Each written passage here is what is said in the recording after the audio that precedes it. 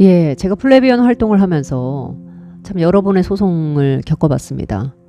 근데 2009년 처음으로 제가 제 일생 처음으로 고소를 당하면서 법정에 가서 뭐 이렇게 이제 정식 재판을 청구해서 벌여졌던 여러 일들이 이제 이렇게 기억이 떠올라요. 지금은 그때 저를 고소하셨던 담임 목사님이 암으로 돌아가셨습니다. 그래서 이제 그분이 돌아가셨다는 소식을 듣고 그 이후에 뭔지 모르게 제가 좀 이렇게 아픈 마음이 들어서 목사님 천국에서 뵀으면 좋겠습니다. 뭐 이렇게 이제 글을 남기기도 했었는데 그때 그 스토리들을 한번 오늘 얘기해보고자 합니다. 내가 이길 수 없는 재판을 어떻게 이겼는가. 그때 피고소됐던 이유는요. 부천의 모 교회 교인이 제보해온 내용 때문입니다. 그게 2009년의 일인데요. 이 제보자는 담임 목사님이 솔로몬의 금장성전을 자꾸 입에 올리면서 성전 건축에 대한 비전을 교인들에게 강조한다고 그렇게 얘기를 하더라고요. 그러니까 목사님 왈 금으로 만든 성전은 못 지어도 우리가 그만큼의 열과 성을 모아야 한다 이렇게 얘기한다는 겁니다. 자주 이제 그런 내용을 얘기하다 보니까 이게 성경적으로 정말 맞는 거냐, 지금의 성전이라고 하는 것이 과연 그 구약 시대의 성전과 동일한 것이냐, 이제 이런 문제도 있는 거죠. 이분이 제보를 해주신 그 내용을 제가 이제 게시판에 올렸습니다. 그리고 제보자와 함께 이제 한 3일 정도인가? 한 사나흘 정도를 그렇게 했는데 담임 목사님이, 그러니까 그분의 그 담임 목사님의 금장성전 발언을 증명할 음성 파일이나 문서를 찾았습니다.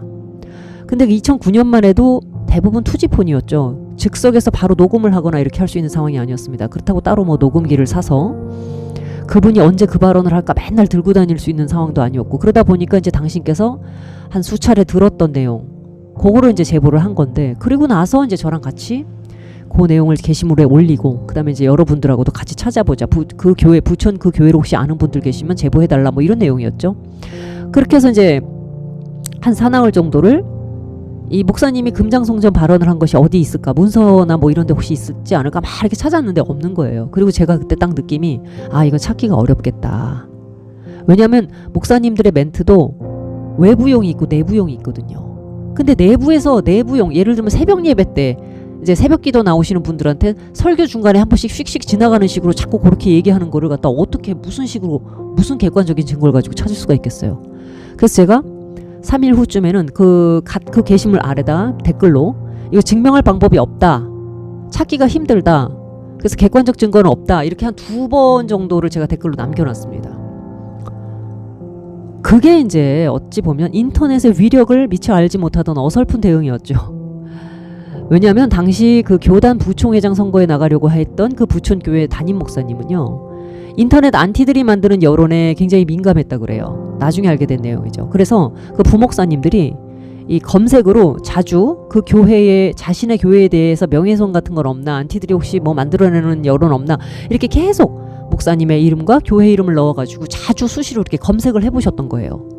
그러다가 딱 마침 플래비언의 그 제가 쓴 게시물 금장성전에 대한 제보받는다는 내용을 딱 발견한 겁니다. 제가 그 게시물을 작성하고 한 열흘쯤 지난 어느 날 카페에 접속해 있는데 채팅이 딱 들어오더라고요. 그 교회 부목사님이 채팅을 걸어오신 겁니다. 그리고 그 게시물을 얘기하시면서 그거 명예훼손이니까 고소하겠다고 이제 딱 얘기하시더라고요. 그때는 제가 정말 그 법에 무지했습니다.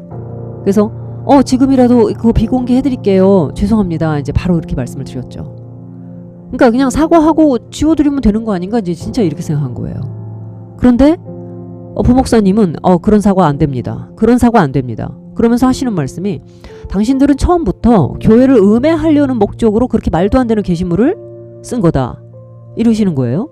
그러니까 제보자의 내용, 제보자라고 하는 사람이 있다는 것도 믿지 않는 거예요. 당신 그 목사님의 교회 교인이 그렇게 저한테 제보하신 거라고 그랬더니 그것도 믿지 않아요. 제보자라는 존재를 가상의 인물을 만들어가지고 일부러 그런 여론을, 부정적인 여론을 조성시키려고 한 거다, 이렇게 얘기하는 거예요. 그 채팅 내용이 이제 그대로 남아 있었습니다. 나중에 제가 이제 그 법원에다가도 그걸 제출을 했지만, 그러니까 이분은 사실관계가 중요한 게 아니라 어떻게 생각을 했냐면, 플래비언이 제보자라는 존재를 가상으로 만들어가지고 그렇게 교회에 대한 부정적인 여론, 순금성전 같은, 당신네 교회의 목사님은 그런 말 하지도 않았는데 무슨 순금성전이냐 이제 이래가면서 그 어떤 전략을 짜서 그렇게 지능적으로 그 좋지 않은 여론을 만든 것이다 이렇게 얘기를 하시는 거죠. 근데 이제 그 말에 굉장히 황당하면서 지금도 제가 이 글을 이렇게 준비하고 이러면서 생각을 해보니까 웃음이 나는 게 당시 제 수준이 그 부목사님이 오해하는 만큼의 그런 고도의 전략을 짤 만한 지식 자체가 없었어요. 제가 이 법적 지식이 있었으면 그리고 그런 바보 같은 짓 안 하죠. 안 합니다. 근데 목사님은 제가 일부러 그런 문제를 만들려고 했다라고 이제 몰아가시는 거예요. 그게 이제 기독교 안티들한테 그만큼 민감했던 시기이기도 했습니다. 그때가 2007년도인가 뭐 샘물교회 2006년도인가 샘물교회 사건 때문에 뭐 피랍 사건이 있었잖아요. 그러니까 막 그때 막 안티들도 많이 생겨났을 때거든요. 그러니까 저희 카페를 안티 단체로 본 거죠. 이게 카페를 개설한 지 얼마 안 된 플레비언에는 아주 큰 어려움이 됐습니다. 그 이제 정말 그 운영진들이 다 이제 긴장을 했죠. 당시에 카페지기도 그리고 이제 그 운영팀들도 전부 이제 고민을 했습니다. 그리고 이제 어떻게 결론을 내렸냐? 그 교회에다가 이제 계속 사과를 하고 뭔가 연락을 해보려고 해도 이게 이제 일단 고소를 하겠다고 딱 얘기를 해버리신 상황이다 보니까 아 그렇다고 하면 더 이상 매달리지 말자. 사과를 하고 게시물을 비공개로 돌려도 법적 대응을 하겠다라고 저렇게 강하게 말씀을 하신다면은 우리가 이거를 공익적인 목적에서 한 것으로 그냥 얘기를 하고 가는 수밖에 없겠다. 이제 이렇게 된 거죠. 계속 비굴하게 이렇게 매달려가지고 그냥 무조건 울고 짜고 잘못했어요. 이렇게 가가지고서는 앞으로 활동을 하기가 어렵겠다. 이제 이렇게 생각한 겁니다. 그리고 우리는 기독교 안티가 아니기 때문에 실천 강령에도 분명하게 안티와는 협력하지 않는다. 이제 이렇게 어쨌든 표방을 하고 있었기 때문에 그리고 또 제보자가요. 이제 고소를 하겠다라는 사실을 제가 이제 듣고 제보자한테 연락을 했더니 자기가 분명히 새벽 예배 때나 기도회 때에 순금성전에 관한 목사님 비전을 두 귀로 똑똑히 들었다는 겁니다. 그리고 이 논란의 여지가 있는 목사님이 내부용 멘트를 외부에 증명할 길이 없으니까 우리가 못 찾는 거지 나는 들었다는 거예요.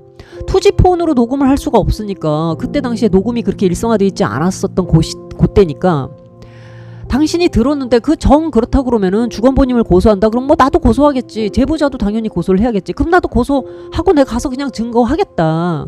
벌금을 내더라도 뭐 그렇게 하겠다. 이제 이렇게 얘기까지 하시는 거예요. 소신을 굽히지 않는 거예요. 그래서 결국 저하고 제보자가 이제 고소를 당하게 됩니다. 그런데 그러던 중에 상황에 변화가 생겼어요.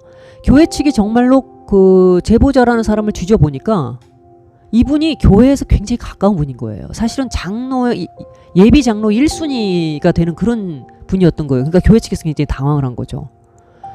그래가지고 이제 그분을 당회장실에 모셔다 놓고 막 목사님이 뭐 어떻게 보면 좀 윽박도 지르고 뭐 옥신각신 막 소리도 지르고 뭐 이제 막 이랬나 봐요. 그 평상시에 뭐 목사님에 대해서 좀 불만도 좀 쌓여 계셨던 모양인지 아무튼 막 그러는 와중에 그 장로님들하고 모여가지고 뭐 기도하고 어쩌고 하다 보니까 그 제보자는 그냥 그렇게 해서 고소 취하를 하는 쪽으로 간 거예요. 어쨌든 당신 교회 교인이기도 하고 또 뭐가 있냐면 이 제보자님의 그 가족 되시는 분들이 부인께서 그때 제가 알기로는 신학을 하셨던 분이니까 아무튼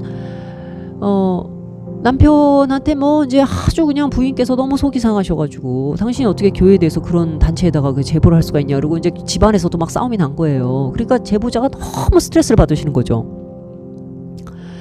그래서 저한테는 굉장히 미안해 하시는 거예요. 나만 이렇게 취하가 되고 주건부님에 대해서도 내가 이 중재를 뭔가 요청해 보려고 그래도 교회 측이 너무 강경하다 이렇게 얘기를 해요. 그쪽은 안티니까 이런 방법으로 분명히 한번 본때를 혼쭐을 좀 내줘야 된다. 뭐 이렇게 이제 분리를 시킨 거죠. 근데 이제 희한하게도 제가 마음이 좀 편해지더라고요. 이 제보자님이 참 마음이 따뜻하신 분이고 지금도 저하고 아주 가깝게 지냅니다. 지금도 인간적으로는 서로 너무 가까워요. 그때 어려움을 같이 또 겪고 그렇게 기도를 하고 그랬었는지 뭐 그래서 그랬는지 아무튼 지금도 안부를 주고받고 이렇게 지내고 있는데 여하간에 이 제보자님은 그 순금성전을 개혁단체에 제보했다는 사실 때문에 가족과 성도들에게 굉장히 스트레스를 많이 받았고 그래서 이제 더 버틸 수가 없어가지고 이제 뭐 어쨌든 사과를 하고 이제 그렇게 물러나시게 됐고 문제는 이제 저만 남은 거죠. 네, 고소 대상에 변호사를 뭐 선임할 돈이 있는 것도 아니고 그렇다고 저희 그 플레비언이 그때 뭐 이런 일을 대비해가지고 무슨 막 인맥을 뭐 가지고 있다거나 뭐 세력이 있거나 그런 것도 없었습니다. 그야말로 그냥 교회에서 무분별하게 헌금을 강요하기도 하고 목사님에 대해서 맹목적인 순종을 요구하기도 하는 등의 이런 잘못된 어떤 교회 풍토 때문에 억눌려 있던 평신도들끼리 주체적으로 모여서 교회 개혁의 담론과 실천에 대한 어떤 방법을 좀 찾아보자라고 그냥 모였던 거예요. 우리는 안티 스타일로 가서는 안 되고 그렇다고 그냥 무기력하게 그냥 교회 문제에 눌려가지고 그냥 이렇게 교회를 떠나버리거나 그렇게 해서도 안 될 것 같고 뭔가 좀 건강한 평신도만의 주체적인 어떤 단체를 좀 만들어보자고 해서 만들어진 건데 이게 막상 이렇게 이제 어떤 고소라든가 이런 사건이 딱 벌어져 버리니까 법적인 문제가 벌어져 버리니까 할 수 있는 게 없는 거예요. 그래서 이제 저는 일단 경찰서에서 뭐라고 조사를 받았냐면 적극적으로 제가 그렇게 얘기를 했죠. 나는 비방할 목적이 처음부터 있었던 것도 아니다. 그리고 사과를 드렸고 그 교회의 명예를 회복할 만한 방법을 그쪽에서 원하시면 제가 얼마든지 하겠다라고 이렇게 얘기를 했는데도 불구하고 그냥 고소를 하신 거다. 이렇게 제가 적극적으로 변호를 했죠. 그런데도 제가 벌금이 200만 원 나왔습니다. 그때. 이제 공익의 목적으로 볼 수 없고 비방의 목적이 있었다고 본 거죠. 검찰이. 그래서 이제 이걸 어떻게 할까 이제 고민을 하다가 운영진하고 의논을 해서 정식재판을 청구하게 됐습니다. 그 정식재판에도 이제 취지가 두 가지가 있는데 벌금을 좀 경감시켜달라 하는 것과 그다음에 공소사실을 인정할 수 없다 이렇게 취지가 두 개예요. 근데 저 같은 경우는 벌금의 문제가 아니다. 이건 공소사실 자체를 난 인정 못하겠다. 공소사실 인정 못하겠다. 나는 비방을 목적으로 한 게 아니다. 이제 이거를 이제 제가 주장을 한 거죠. 그러고 이제 한 달 정도 정식재판 날짜를 딱 잡아놓고 그 다음에 이제 뭘 했냐면 아마 저희 카페지기가 이제 적극적으로 그 활동을 하셨을 겁니다. 그때 당시에 다음 카페에 예수 그리스도의 향기라고 하는 큰 카페가 있습니다. 그때 당시에 막 거의 한 7, 8만 정도 됐을 거예요. 지금은 숫자가 많이 없어졌습니다. 그래서 뭐 한 5만 정도로 떨어졌는데 예수 그리스도의 향기라는 카페가 있었고 그 다음에 숭사리 개혁 포럼이라고 하는 또 카페가 있었습니다. 플레비언은 요 두 카페하고 이제 연대가 돼 있었어요. 그래서 이제 요 세 개의 카페에 지금 이런 교회와 이런 소송이 벌어졌다. 그래서 이제 벌금이 나왔고 정식 재판을 청구한 상태다. 이렇게 이제 알렸죠. 그랬더니 이제 순식간에 회원들이 그 자발적으로 이제 모금 운동을 하기 시작한 거예요. 그 제 기억에 그때 뭐 2, 3일도 안 됐는데 한 300만 원 정도가 그냥 후딱 모였습니다. 그러니까 벌금액보다 훨씬 이제 많이 들어온 거죠. 그래서 일단은 벌금은 충당이 된 거예요. 그러고도 혹시 변호사를 살 거냐? 그럼 변호사 모금도 하겠다. 뭐 이제 이렇게까지 막 굉장히 뜨거웠습니다. 그때. 그러니까 이게 이제 점점 자존심 싸움으로 이제 점점 자존심 싸움으로 번져가는 거예요. 그때 이제 예수 그리스도 향기가 너무 회원들이 많이 몰려오는 곳이고 그러다 보니까 거기에 이제 당시 저를 고소했던 그 교회 목사님도 오셔가지고 댓글로 막 회원들하고 싸우고 막 말도 못했습니다. 지금 생각해 보면 그 댓글 다 지우셨는데 회원들은 그거죠. 어쨌든 교회가 당신네 교회 교인은 그렇게 빼줘버리고 그분의 제보를 받아가지고 사실 확인을 해서 그래도 어쨌든 이거는 증명이 안 된다, 객관적인 증거가 없다라고 댓글을 남겼는데도 이거를 굳이 비방할 목적으로 이렇게 한다는 것 자체가 지금 말이 되느냐 이제 막 이렇게 하고 뭐 이쪽 목사님은 댓글만 남기면 뭐하냐, 만약에 아니다 싶으면 그 글을 내렸어야지, 뭐 이분은 이분대로 일리가 있어요. 그러니까 이쪽은 또 교회개혁단체가 하는 일이 그러다 보니까 그런 건데 그 만나가지고라도 대화를 하고 해서 서로 그 의도가 그런 게 아니라 그러면 오해를 풀 수도 있는 거 아니냐. 어떻게 그렇게 바로 단박에 고소부터 할 수가 있느냐. 당신네는 뭐 변호사가 있으니까 뭐 겁이 없겠지만 뭐 이렇게 하면서 이제 막 난장판이 벌어지고 막 댓글이 막 몇백 개씩 막 야단 법석이었습니다. 그러니까 이제 교회 측이 볼 때는 야 그래 이렇게 법률적인 우리가 고소를 하게끔 유도해가지고 이렇게 진흙탕 싸움을 만들어서 우리 목사님 안 그래도 큰일 앞두고 지금 굉장히 예민하고 전 교회가 기도하고 있는데 요렇게 교회 개혁한답시고 모인 것들이 안티 노릇 하는구나 이제 이렇게 자꾸 이제 감정적으로 이렇게 막 부딪히는 거예요. 그러면 그럴수록 이 회원들은 더 막 불이 끓어오르는 겁니다. 막 그렇게 이제 야단 법석이었어요.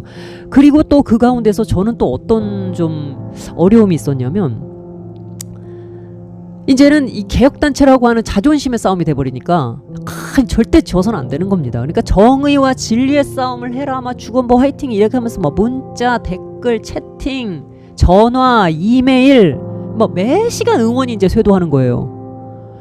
또 우리 운영진 같은 경우도 제가 이제 그때 한 30대 초반밖에 안 된 주부였고 이제 처음으로 이런 법적인 문제 당하다 보니까 가정적으로 이제 예를 들면 남편 쪽에서도 뭐 반대를 하거나 어려움이 와가지고 제가 나 이거 그냥 교회가 불러가지고 죄송해요 목사님 막 울고 뭐 이렇게 해가지고 어떻게 보면 이제 주저앉을까봐 도망가 버릴까봐 그게 또 걱정도 되는 거예요 운영진 입장에서도. 그러니까 주건부님 마음이 괜찮으냐 이렇게 계속 저를 살피고 이러는데 이것도 은근히 스트레스더라고요. 그러니까 사람들이 막 응원해주는 게 한편 고마우면서도 이 사람들의 마음속에 우리가 이제 어쨌든 이런 게 있잖아요. 대리 투사가 검투사가 하나 딱 서버리면 이제 내가 하는 싸움은 아니니까 저 상대가 어쨌든 저기 우리가 봤을 때 정의가 아닌 저 세력을 좀 물리쳐 주기를 바라는 마음이 생기잖아요.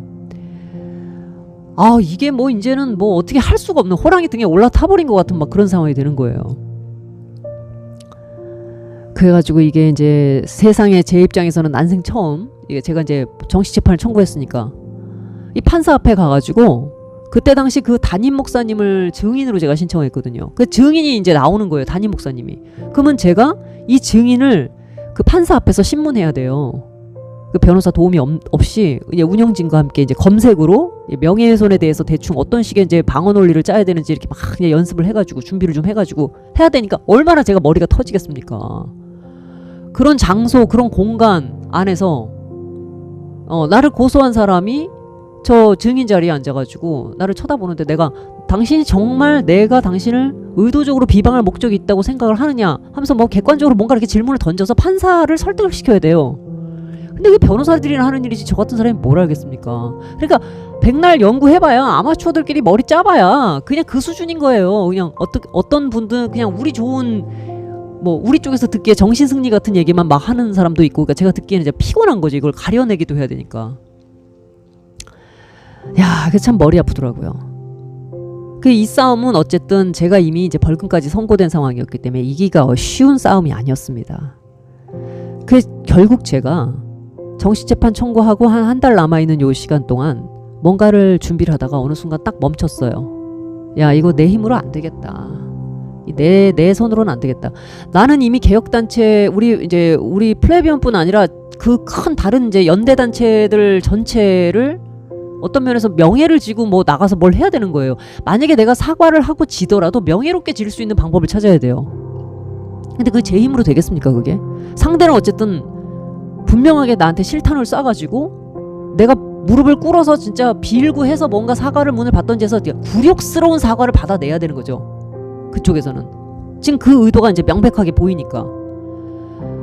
그게 어떻게 해야 되는지, 어느 선에서 이거를 지킬 수 있어야 하는 건지를 모르겠으니까. 제가 순간 뭐 법이고 뭐고 일단 다 접어놓고 그때 이제 한 달 동안 재판이 벌어지는 그 날까지 작전 기도로 이제 들어간 거예요. 저하고 저희 어머니하고 이제 저희 여동생 이렇게 있는데, 제가 그때 이제 엄마보다 이제 동생하고 이제 둘이 저녁마다 매일 만나긴 힘드니까 집에서 이제 기도할 때도 있고 교회 가서 기도할 때도 있고, 집에서 기도할 때는 전화로 이제 둘이 막 간절히 기도했습니다. 아니면 이제 혼자 또 이제 간절히 기도하든가. 왜냐면 이거 내가 뭘 이걸 해야 되기에는 이미 역량이 너무 부족한 데다가 머리를 쥐어 짤수록 점점 이게 심적으로 이 평안이 없어지는 거예요. 내가 하려다 보니까. 이게 어차피 인력으로는 제가 안 되는 싸움인 거거든요. 그 사람들은 점점 막 흥분을 하고 이 다 피곤한 겁니다. 뭐 처음부터 제가 무슨 영웅이 되려고 한 것도 아니었고 어쩌다 보니까 일이 말려 들어갔는데 나도 모르게 상황이 점점 커져버린 거예요. 이게 법적 대응을 한다고 그렇게 하다 보니까. 그래서 이 문제를 놓고 계속 기도를 하기 시작했습니다. 그러면서 맨 먼저 시작했던 게 제가 회개기도예요. 어쨌든 법 논리를 이제 공부를 해가면서 배웠던 게 뭐냐면, 내가 순금성전 제보를 먼저 뒤에서 알아보고서 밝혀진 게 있으면 그때 객관적으로 게시를 했었어야 되는 거구나 라고 그때 안 거예요. 실정법의 어떤 그 법률을. 그러니까 내가 덥석 이걸 올린 거는 분명히 저쪽에서 나를 그렇게 비방의 목적이 있다고 당연히 그렇게 인식할 수밖에 없겠다라는 부분이 딱 인정이 되는 겁니다. 그래서 주님께 이제 기도했어요. 하나님, 제가 법을 몰라서 이렇게 걸렸지만 몰라서 지은 죄도 죄니까 주님 용서해 주세요. 하나님 용서해 주십시오라고 이제 제가 경솔하게 행동했던 것들을 먼저 깊이 이제 회개 기도를 했습니다. 했고, 그러니까 행동이 먼저가 아니라 행동을 하더라도 어떤 원칙을 따라서 내가 해도 되는 행동과 안 되는 행동이 있다라고 하는 지침들이 있잖아요. 이런 것들을 잘 먼저 배워서 알고 그 다음에 행동을 하는 것이 옳다. 그래서 이제 그걸 미처 배우지 못한 채 그냥 열정만 가지고 뭘 덤볐을 때 이런 이제 부작용들이 벌어질 수 있다라는 거죠. 그래서 먼저 이제 그걸 제가 주님 앞에 깊이 이제 기도를 했습니다. 그러면서 그렇지만 하나님, 제가 무지했습니다. 무지했는데 무지해서 이런 잘못들을 저질렀다고 해도 제가 지금 저 사람들과는 화해를 할 수가 없고, 나는 어쨌든 모든 죄와 유죄와 무죄의 최종 판결을 내리시는 하나님이, 최종 권위가 되시는 하나님께서 나를 용서해 주시고 원수가 내 죄를 붙들고 늘어지지 못하게 해주십시오라고 이제 하나님께 기도했죠. 또 제가 걱정이 됐던 거는, 이게 이제 순수하게 교회 개혁의 사명을 이제 초장부터 이런 식으로 만약에 제가 이제 잘못 이 판결을 받아가지고 뭉개진다면, 비록 벌금이 모여 있다고는 하지만 어쨌든 그건 전과가 생기는 거고 경솔한 실수로 인해서 벌어지는 일들이 되잖아요. 그러니까 이건 별로 제 입장에서는 좋지 않다 이렇게 생각이 되는 거예요.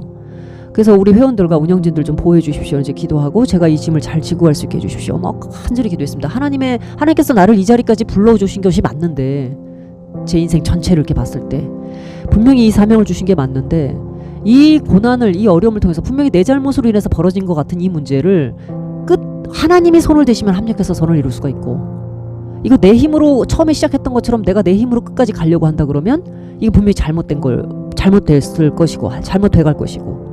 그래서 제가 간절히 기도를 하는데, 처음에는 이게 머릿속이 복잡하고, 여러분 다 기도해 보셨으니까 아실 거예요. 마음이 복잡하고 마음이 막 산란해가지고 기도를 하려고 그러면 기도가 집중이 잘 안 돼요.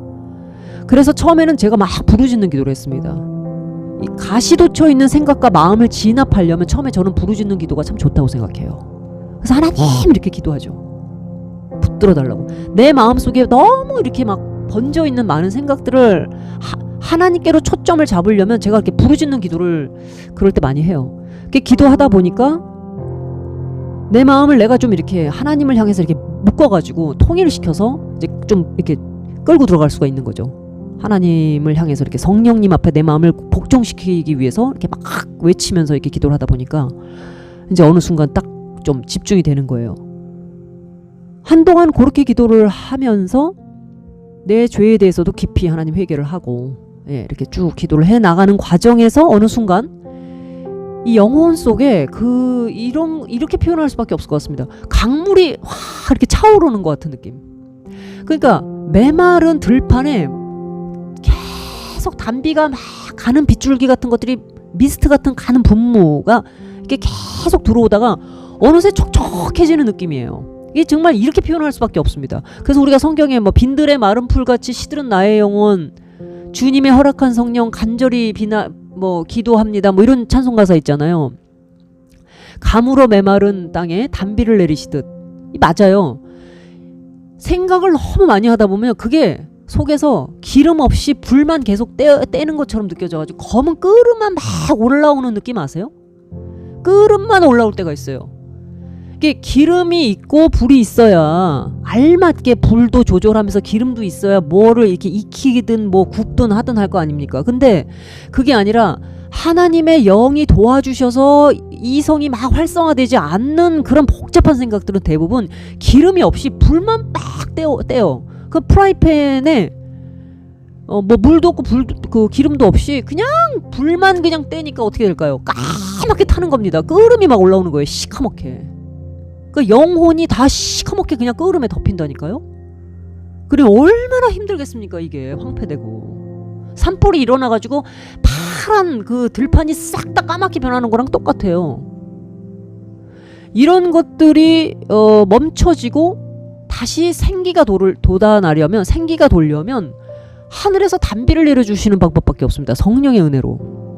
근데 제 영혼 속에 그렇게 회개하고, 그럼에도 불구하고 하나님이 나를 붙들어 주셔서 하나님이 나에게 그 흰 돌을 주시기를, 하나님이 내가 비록 육으로 시작했다 해도 하나님께서 이거를 회개를 받으시면 성령의 역사로 합력해서 바꿔달라고 계속 그렇게 기도하는데, 이 영혼에 강물이 차오르듯이 막 은혜의 서정이 넘치기 시작하는 거예요. 은혜의 서정이죠. 조나단 에드워드가 얘기한 은혜의 서정입니다. 이게 막 강물처럼 그냥 확 올라오고 막 싱그러워지는 겁니다. 영혼이 파랗게 돋아나는 거예요. 잔디와 수목들이 다 파랗게 막 움직이는 것처럼. 그러니까 저도 모르게 막 이렇게 손이 위로 올라가요. 손이 저절로 그냥, 왜? 내 영혼이 위로 막 상승하니까, 내 영혼이 흠양해 주시니까, 위로 내 기도를 끌어올려 주시니까 당연히 제 손과 모든 영혼이 위로 그냥 힘이 들어가지고 목에 밑으로 쭉 쳐져 있던 어깨와 얼굴이 전부 위로 솟아 올라가면서 막 춤을 추는 거죠. 저 혼자 기도하면서 할렐루야 막 이렇게 막 이제 감사해가지고 내 영혼의 햇빛비치니를 참 많이 불렀던 것 같습니다. 그때 내 영혼의 햇빛비치니 이 찬송을 막 부르면서 주 영광 찬란해 그러면서 혼자 막 박수를 치고 이제 신난 거예요. 그러다 보니까 기도를 막 했던 그 문제거리, 제 마음을 누르고 있던 많은 부담들과 책임감들이 어느새 싹 밀려나갑니다. 요만해지는 거예요. 그리고 저하고 주님하고 마주보고 그야말로 그냥 하하호호 하는 시간들이 점점 한 달을 남겨놓고 한 2주 정도 기도 이후부터 제가 한 남은 2주 정도는 거의 매일 그렇게 했다고 봐도 됩니다. 그때 당시 일기장을 보면 너무 기뻤다, 너무 감사하다, 뭐 그래가 나중에는 막 울고 벅차가지고요. 저는 이미 그때 영으로 승리를 했다고 생각을 해요. 영적으로 이미 승리를 한 상태입니다. 그 상황은 하나도 변화가 없어요. 하도 이 하나님이 주시는 기도 속에서 임재의 기쁨이 너무 강하다 보니까 제가 혼자 무슨 생각을 했냐면, 혹시 어디서 그 능력 있는 변호사님이 갑자기 연락이 와서 내가 당신 그 상황을 보니까 너무 안타깝다, 좀 도와주겠다, 이런 얘기 하지 않을까? 뭐 이런 생각을 해봤어요. 근데 그런 일도 없는 거예요. 그냥 기도가 너무 기뻤습니다. 그리고 정식 재판을 하루 남긴 전날 동생과 그날을 기도하려고 둘이 딱 통화를 하는데 참 신비해요. 참 신비한 일입니다. 둘이 기도하려고 했는데 이미 하나님의 페이지에서 우리의 일들이 넘어가고 없다라는 느낌을 자꾸 받으니까 그 기도를 더 이상 할 게 없다라는 느낌을 받아서 둘이 그냥 웃었어요. 그리고 내일 가서 이제 뭐 이런저런 일들이 있을 것 같지, 뭐 어쩌고저쩌고 이제 이렇게 대화하면서 너무너무 마음이 평안해서 기도를 더 할 것도 없다라는 느낌을 받은 건 제 일생 처음인 것 같습니다. 그날 어찌나 이거 글쎄 기도하시는 분들은 아마 그런 경험을 했다고들 그래요, 종종. 근데 저는 그때 처음 느꼈어요. 어떤 거냐면, 뭘 이렇게 청소를 하려고 보니까 다 청소돼서 이렇게 휴지통 이렇게 열어봤는데 쓰레기통 다 비워져가지고 깨끗해서 없는 거예요. 어머, 이거 다 부셔놨네? 이게 다 치워졌네? 이런 느낌이에요. 기도도 그렇게 막 위로 막 빨리 올라가듯이, 여러분 그거 아세요? 환풍구를 틀어놓으면은 음식할 때 막 연기 그냥 환풍구가 쫙쫙 빨아올리듯이 그냥 전부 올라가는 거. 제 기도가 그랬어요. 그냥 씩씩 그냥 올라가는 겁니다. 그래요. 너 신나가지고 그냥 춤추고 막 하하호호하고 막 감사해요 막 울고 그랬는데 그 전날은 더 할 것도 없는 거예요. 그냥 끝. 하나님은 이미 뭐랄까, 이게 참 재밌는 표현이지만 하나님은 더 이상 이 일에 관심이 없었어요. 없는 느낌이 드는 거예요. 그래가지고 그냥 동생하고 뭐 달도 밝다 뭐 어쩌고 해가면서 뭐 쓸데없는 얘기하다 같은 통화를 이제 끊었습니다. 야, 이거는 하나님이 일 다 하신 것 같아. 이렇게 하고 이제 끊었어요. 결론만 말씀드리면, 판사가 그 당시 법정에서 그 담임 목사님한테, 이쪽에서 지금 채팅창으로 그 당시 부목사한테 자신은 사과를 그렇게 내가 정말 사과하길 원하고 어떻게든 이거를 해드리길 원한다고 쓴 내용 혹시 봤냐? 이렇게 물어봤어요. 제가 이제 그걸 판사한테 제출을 했잖아요. 검사는 아마 그런 증거들을 무시했던 모양인데 판사는 그걸 본 모양입니다. 여자 판사였는데 제 이름도 기억나요. 민소영이라는 판사였는데 정말 멋있더라고요. 근데 이 여자 판사가 그때 제가 이제 법정에 제가 이제 피고석에 앉아 있고, 그때 이제 방청석에 그 교회 목사님이 이제 경호원들인지 뭔지 하여튼 남자분들이 양복 입고 막 쫙 들어오는데 무슨 조직이 들어오는 것 같더라고요. 근데 이제 어쨌든 그분들이 딱 앉아 계시는데 증인석에 이제 담임 목사님 앉아 있으니까 그 얘기를 하는 거예요. 그 부목사가 여기 피고하고 둘이 대화한 내용을 봤냐? 그러니까 약간 당황하면서 모르겠다. 그 변호사가 아는 것 같다. 그랬더니 이 피고가 사과를 하겠다고 했고, 처리를 해주겠다고 하고 원하는 대로 해주겠다고 했는데 왜 굳이 고소까지 왔냐. 목사님, 교회 목사님이시면 이런 예를 들어서 잘못하는 부분이 있더라도 그 하나님의 사랑으로 이렇게 용서하고 이렇게 화해하고 그렇게 해야 되는 거 아닙니까? 이렇게 딱 질문을 해버린 거예요. 근데 그때 당시 그 목사님 표정이 좀 불쾌한 듯 하면서 당황한 듯 하면서 이제 얼굴이 조금 물론 피고가 찾아와서 용서를 구하면 내가 용서를 해주죠. 그런데 저쪽에서 이미 비방할 목적으로 이렇게 글을 썼다고 하는데 일단은 법정에서 만나가지고 이 사안의 심각성을 알게 해야 저 사람이 사과를 하든지 말든지 할 거 아닙니까? 요즘 평신도들이 얼마나 영악한지 몰라요. 뭐 어쩌고저쩌고 이렇게 답을 하시더라고요. 그랬더니 이제 판사가 가만히 이렇게 쳐다보고 있더라고요. 굉장히 젊은 판사였는데 가만히 이렇게 보고 있더니 그래서 그럼 목사님 피고하고 지금도 피고가 예를 들어서 화해를 하고 용서를 구하겠다고 하면 받으실 마음이 있는 겁니까? 했더니 물론이라고 이제 그러시더라고요. 그러니까 이제 저한테 이렇게 보시더니 지금 증인이 하는 얘기를 들었을 테니까 내가 맨날 며칠까지 선고를 할 텐데 그 전까지 시간을 줄 테니까 화해를 해라. 그래서 화해 권고를 한 거예요. 화해 권고. 그래서 알았냐? 그래서 알았다. 그랬더니 이제 그럼 됐다. 그래서 다음 7월 17일 날 뭐 선고를 할 테니까 그 전까지 어떻게 됐는지 해라. 뭐 이렇게 이제 했어요. 그러고 그 목사님하고 저하고 이제 어떻게 해서 사과를 해서 공식적으로 사람들한테 이제 밝힐 거냐 해서 그 화해를 하는 중재를 하는 요청 그 중재 이제 그 판사가 어쨌든 중재를 이제 했으니까 사과문을 어떻게 만들 거냐 하는 과정에서 또 한 번 이제 충돌은 했죠. 그쪽은 끝까지 제가 무조건 잘못했다였고 저는 난 무조건 잘못한 게 아니다. 분명히 이거는 교회 개혁이라고 하는 활동 안에서 순수한 의도를 가지고 접근했다. 다만 거기서 내가 경솔하게 제보를 먼저 드러냈기 때문에 잘못을 한 거지만 나는 바로 그 자리에서 즉시 내 잘못을 깨닫는 순간 사과했고 이걸 비공개로 돌렸는데 이렇게 법정까지 가게 된 것은 굉장히 유감스럽게 생각한다. 앞으로도 교회 내에서 예를 들어서 비록 그 절차적인 어떤 하자는 좀 있었을지라도 그 동기 자체가 정말 교회의 순수성이나 건강성을 위해서 하는 활동이라고 그런다면 목사님들께서도 먼저 그걸 좀 먼저 믿어줬으면 좋겠다. 비록 안티들의 문제가 있다 할지라도 교회는 어쨌든 교회답게 나아가는 것이 옳다. 목사님 혼자 교회를 만들어가는 게 아니라 모든 성도가 주의 몸이라고 하는 지체의식 안에서 만들어가는 거지.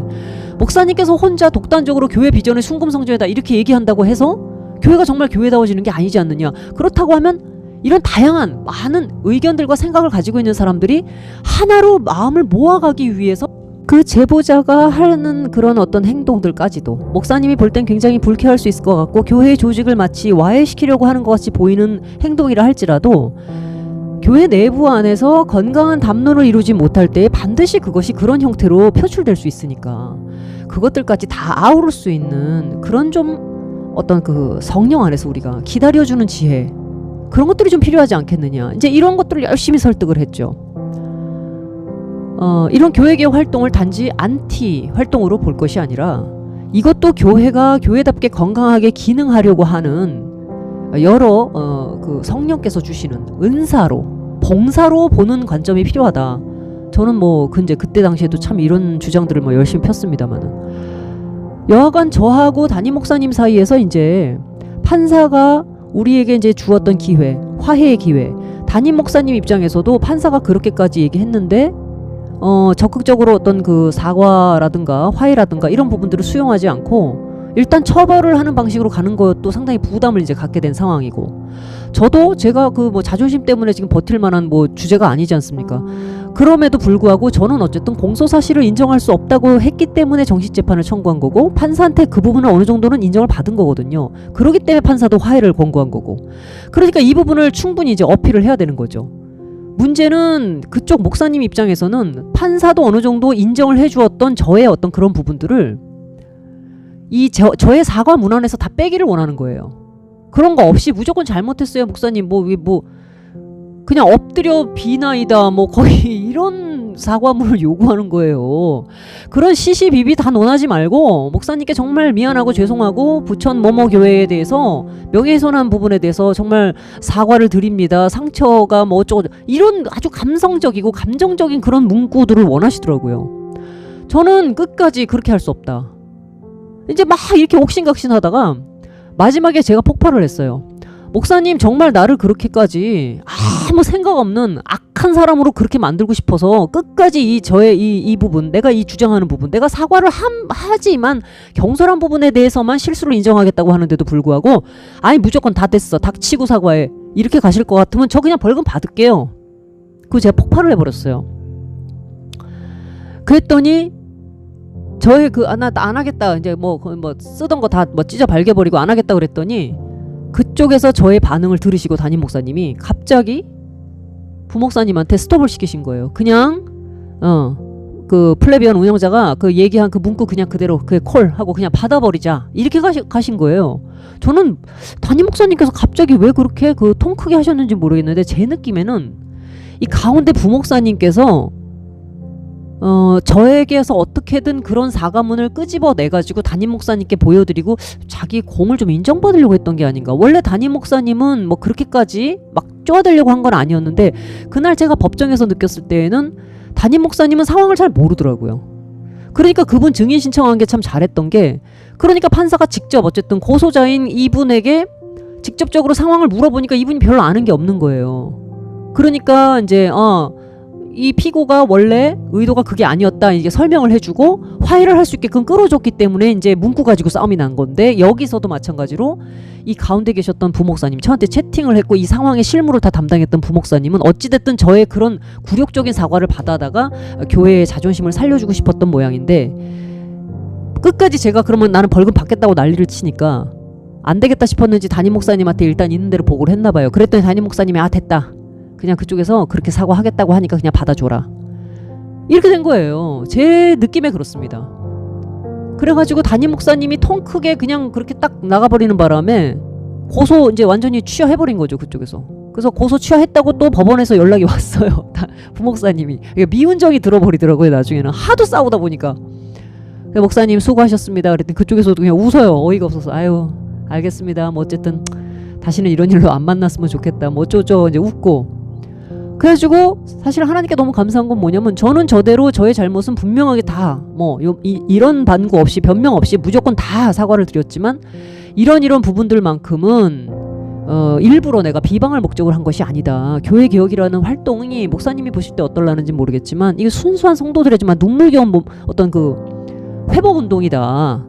그 취지만큼은 좀 알아주십시오, 목사님. 이걸 뭐 뜨겁게 막 말씀드렸는데 그게 어쨌든 통했고 정말 하나님께 감사드리죠. 그래서 저는 저의 체면을 살리고 교회는 교회대로 오해를 벗고 체면을 살리고 그래서 이후에 저희가 모아놨던 그 모금 이제 고소 취하돼가지고 사실 이렇게 종료가 됐다 그랬더니 너무 기뻐가지고 야단 법석이었습니다. 그때 막 기뻐했고 다들 막 박수치고 전화 연락이 오고 그리고 난 다음에 이제 모금 받았던 것들 원하시는 분들에게 돌려드리겠습니다 해가지고 저희가 이제 원하시는 분들은 전부 이제 다시 이제 전부 이제 반환을 해드리고, 남아있는 것으로는 툭하면 저희 카페에 또 그 외에 다른 여러 사건들이 있었는데 자꾸 권리침해가 들어와서 게시판 하나가 통째로 다 없어지는 일도 있고 이래서 안 되겠다 싶어가지고 이제 홈페이지를 만들어서 활동을 했고, 그렇게 해서 이제 어쨌든 그 참 저로서는 도저히 이길 수 없었고 무마시킬 수 없었던 사건을 정말 하나님의 은혜 안에서 정말 내가 너랑 함께 할 테니까 두려워 말라는 말씀을 받으면서 영적으로 참 깊은 또 체험을 또 했고, 처음으로 제가 이제 이런 내용들을 이렇게 공개를 하는데 10년 전 사건이 불현듯 이렇게 지나갑니다. 가끔 카페에서 이렇게 내용들을 검색해 보면서 그때 당시 우리가 나눴던 대화들 이런 것들을 보면서 참 뭉클하기도 하고, 그리고 그때 내가 그렇게 뜨겁게 주장해왔던 그 취지를 정말 지금 제대로 살리고 있는지도 생각이 되고, 아무튼 제가 이긴 재판은 이렇게 이길 수 없는 재판인데도 불구하고 하나님 앞에 사람의 도움이 아무것도 없는 상황에서 철저히 하나님을 의지하면서 엎드렸을 때, 그때 하나님께서 정말 이 골목골목 피해 나갈 수 있는 여러 길들을 열어주셨고 또 담력을 주셨고 상대의 진심에 호소할 수 있는 용기도 주셨고 했던 것 같습니다. 제가 이제 내용이 좀 길어져 가지고요, 진 재판에 대해서는 오늘 여기서 얘기를 다 못 드릴 것 같고 다음에 다시 한번 기회를 좀 잡도록 하겠습니다. 감사합니다.